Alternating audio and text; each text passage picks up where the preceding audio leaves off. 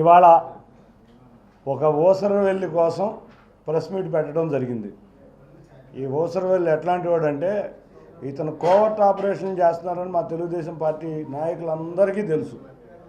చంద్రబాబు నాయుడు గారు అరెస్ట్ సమయంలో మీరు కూడా చూశారు. కోర్టు హాల్లోకి వచ్చి చాలా వికృత చేష్టలు చేశాడు.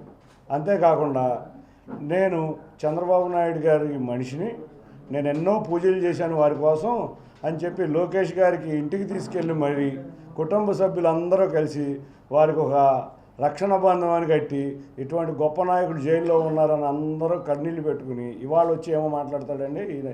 ఈ పార్లమెంట్ సభ్యుడైన నాని చెప్పే అన్ని అబద్ధాలు. ఇతను ఏ రోజు కూడా ఒక నిజం చెప్పడు. ఇవాళ చంద్రబాబు నాయుడు గారు టికెట్లు అమ్ముకున్నారని అంటాడు. ఇతను చేసిన వికృత చేష్టలు బయటకు రాబోతున్నాయి కాబట్టి ముందుగా గోబల్స్ ప్రచారం చేస్తాడు. ఇతను మీరు అర్థం చేసుకుంటే విజయవాడ వెస్ట్లో ఇద్దరి దగ్గర టిక్కెట్లు ఇప్పిస్తానని ఇద్దరు వ్యక్తుల దగ్గర, ఒకరి దగ్గర ₹1 కోటి, ఒకరి దగ్గర ₹4 కోట్ల తీసుకున్నారు. ఈ విషయాలు తెలిసి అధిష్టానం దూరం పెడుతుంది. అంతేకాకుండా మైలవరంలో కూడా కొంతమంది వ్యక్తుల్ని పాపం మా పార్టీ నాయకులు అమాయకులను చేసి మీకు టికెట్ నేను ఇప్పిస్తున్నాను, టికెట్ నాదే, లోకేష్ గారు నన్ను ప్రచారం చేసుకోమన్నారని ఢిల్లీలో అబద్ధాలు చెప్పి వాళ్ళ దగ్గర కూడా డబ్బులు వసూలు చేయడానికి కృషి చేశాడు. అతను ప్రతి ఒక్కళ్ళ దగ్గర ఎమ్మెల్యే టికెట్ తెలుగుదేశంలో మీ అందరికీ ఇప్పిస్తానని డబ్బులు వసూలు చేసి అది బయటకు వస్తుంది అనే దాంతో వాళ్ళందరూ ప్రెషర్ అవ్వడం మొదలుపెట్టారు. అంతేకాకుండా మీరు ఇంకొక విషయం అర్థం చేసుకోవచ్చు. అతని ప్రాణ స్నేహితుడైన ఒక వ్యక్తి ఉన్నాడు, మీ అందరికీ తెలిసిన వ్యక్తే.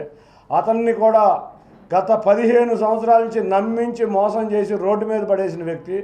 తన కుటుంబ శుభకార్యాలకు కూడా అటువంటి వ్యక్తి దగ్గర డబ్బులు తీసుకొచ్చి కుటుంబ శుభకార్యాలు వాడి అతనికి డబ్బులు ఇవ్వకుండా వాళ్ళు అతని పరిస్థితి కూడా రోడ్డు మీద జగదార్చిన పరిస్థితి. ఇతను ఫైనాన్స్ కంపెనీలే అనుకుంటారేమో, ఇంకా చాలా ఉన్నాయి ఇటువంటి విషయాలు.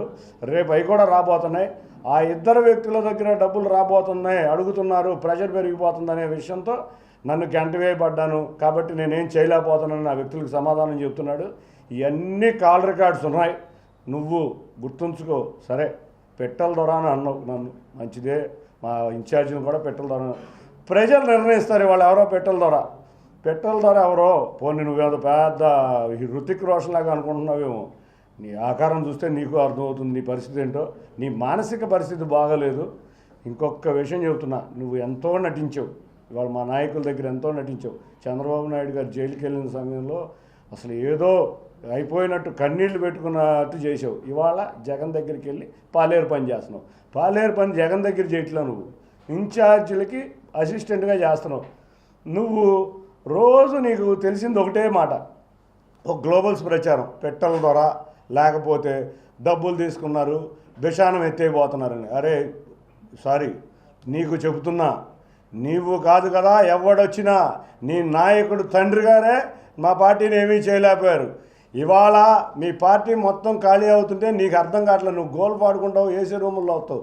2019 నుంచి 23 వరకు నువ్వు ఎన్ని గ్రామాలు తిరిగావని నేను క్వశ్చన్ చేస్తున్నా. నీకు దగ్గర దమ్ము ధైర్యం ఉంటే సమాధానం చెప్పు. ఇవాళ వరకు ఎక్కడా కూర్చోకుండా ఏసీ రూముల్లో కూర్చుని, అందుకే అధిష్టానం నిన్ను చేత్కరించింది, నిన్ను ప్రజా జీవితం నుంచి దూరం చేయింది. రేపు రాబోయే ఎలక్షన్స్లో నిన్ను ప్రజా జీవితంలో ఇది లాస్ట్ ఎలక్షన్, నువ్వు జీవితంలో ప్రజా జీవితంలో కనపడవు. అంతేకాకుండా నీవు మా నాయకుడిని, నేను నీకు మొన్న కూడా చెప్పాను, నేను అడిగే క్వశ్చన్కి ఏ రోజు నీ దగ్గర సమాధానం లేదు కాబట్టి నువ్వు దాటేస్తా మా నాయకుడిని విమర్శిద్దామని చూస్తున్నావు. సరే, మీ నాయకుడు ఒక సైకో కాబట్టి మా నాయకుడిని విమర్శిస్తే ఆ సైకో ఆనందం పడతారు కాబట్టి ఈ పిల్ల సైకోలందరితో కలిపి నువ్వు ఇంకో సైకోలాగా తయారయ్యావు. ఒక్కటి గుర్తుంచుకో, ఇంకొక 2.5 నెలల్లో నువ్వు ప్రజా జీవితంలో కాదు, నువ్వు చేసిన తప్పులకి నిన్ను చారుణమైన పరాభవం, అంతేకాకుండా దారుణంగా పరాభవించబోతున్నావు. తెలుగుదేశం నాయకులు కార్యకర్తలను అన్యాయంగా నువ్వు చేసిన, నువ్వేమంటావు సౌమ్య గారి గురించి, ఆవిడ గురించి నువ్వు మాట్లాడతావా? నీ ఎడ్యుకేషన్ ఏంటి, ఆవిడ ఎడ్యుకేషన్ ఏంటి? ఆవిడ మంచి సాఫ్ట్వేర్ జాబ్లో ఉండి వారి తండ్రి గారు అకాల మరణం చెందినాక మంచి జీవితాన్ని వదిలి ప్రజా జీవితంలో ప్రజల కష్టాలతో ఆవిడ వెళ్తుంది. ఆవిడ అంటే నిజాయితీ పరురాలైన ఆవిడ్ని మీరు ఇష్టం వచ్చినట్టు విమర్శిస్తారా? అటువంటి విమర్శలు నువ్వు అందరి దగ్గర డబ్బులు వసూలు చేయటమే నీది, నువ్వు వసూలు రాజావి. ఈ వసూలు రాజా అందరికీ అర్థమైపోయింది కాబట్టి పార్టీ అధిష్టానం నిన్ను చేత్కరించింది కాబట్టి నువ్వు ముందు నుంచి కోవర్ట్ ఆపరేషన్ చేస్తున్నావు. నువ్వు కోర్టులో చేసావు, అంతకుముందు పార్లమెంట్ సమయంలో చేసావు, చంద్రబాబు గారు అరెస్ట్ సమయంలో చేసావు, అంతేకాకుండా ఢిల్లీలో లోకేష్ గారు ఉన్న సమయంలో కూడా కోవర్ట్ ఆపరేషన్ చేసావు. మళ్ళీ కోవర్ట్ ఆపరేషన్ చేస్తానే ఉన్నావు. చేసావు కాబట్టి జగన్మోహన్ రెడ్డి వెంటనే నువ్వు రాకుండానే పార్టీలోకి రాకుండానే నీకు సీట్ అలాట్ చేశాడు. మా అందరికీ తెలుసు జగన్మోహన్ రెడ్డి నిజాయితీతో గురించి ప్రజలకు తెలుసు. అతనికి దాచుకుంటమే తెలుసు, నీకు కూడా అదే తెలుసు, మా అందరికీ తెలుసు. కానీ నువ్వు ఒక పార్టీలో, మా పార్టీలో ఉన్న వ్యక్తిగా నీ జీవితాన్ని ఇంతవరకు మేము బట్టబయలు చేయలే. త్వరలో ఆధారాలతో సహా ఈ విషయాలన్నీ బట్టబయలు చేస్తా. నువ్వు ఎవరెవరి దగ్గర అయితే వసూలు చేసావో న్యాయంగా వాళ్ళందరికీ డబ్బులు ఇచ్చేయి. టికెట్లు ఆశ చూపించి నువ్వు ఎట్టా వసూలు చేసావు నువ్వు ఇచ్చేయి, లేకపోతే వాళ్ళే మీ దగ్గరికి వచ్చి చాలా తీవ్ర పరిణామాలు ఉంటాయని హెచ్చరిస్తున్నాను. కోర్టు హాల్లో మీరే చూశారు కదా, బెయిల్ వచ్చేసిందని చెప్పి బెయిల్ రాకుండా అక్కడ ఉన్న ప్రతి ఇన్ఫర్మేషను జగన్మోహన్ రెడ్డికి పంపిస్తా. ఆ రోజు ఈయన పంపించిన ఇన్ఫర్మేషన్ ద్వారానే కమిషనర్ గారు కూడా వచ్చి అక్కడ కోర్టు హాల్లో రకరకాల విన్యాసాలు జరిగినాయని మీ అందరూ రిపోర్ట్లకు కూడా తెలిసిన విషయమే. కాబట్టి ఈయన అక్కడి నుంచి కోవర్ట్ ఆపరేషన్ చేశాడు. అంతేకాకుండా ఢిల్లీ వెళ్ళి మేము న్యాయ సలహాలు ఎట్లా తీసుకుంటున్నారు, లోకేష్ గారు ఏ లాయర్ని కలుస్తున్నారు, ఏ విధంగా కేసులో సమాధానం అయిపోతున్నారు, ఇవన్నీ వైసీపీకి చేరవేర్చాడు.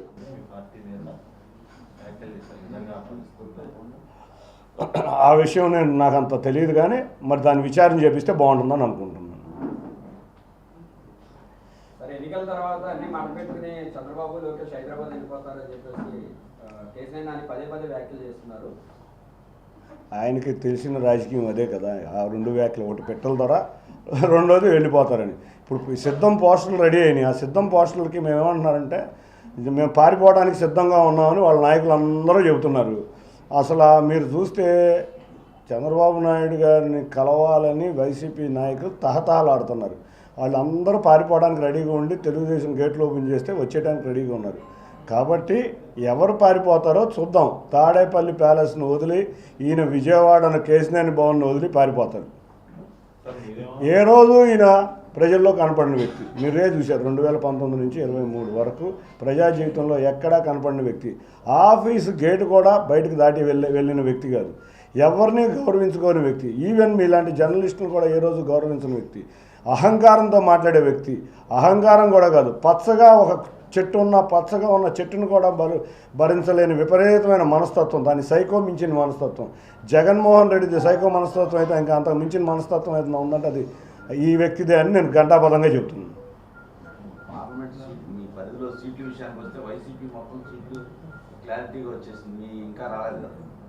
వైసీపీ క్లారిటీగా వచ్చిందా?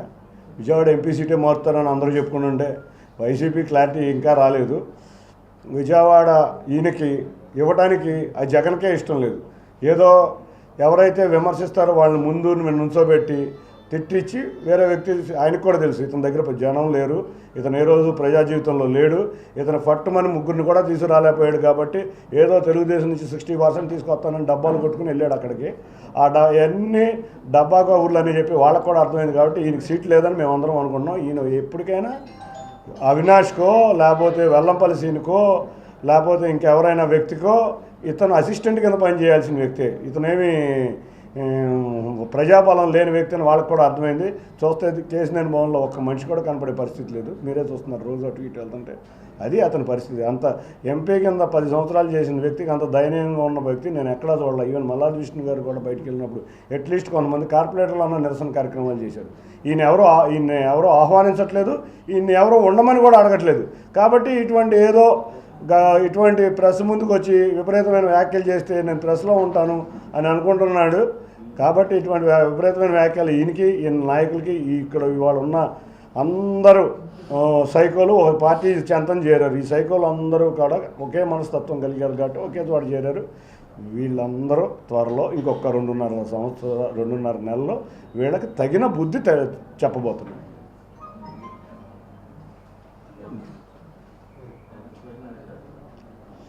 ఓకే, టికెట్ అమ్ముకున్న వ్యక్తులు కూడా త్వరలో ప్రెస్ ముందుకు వస్తారు.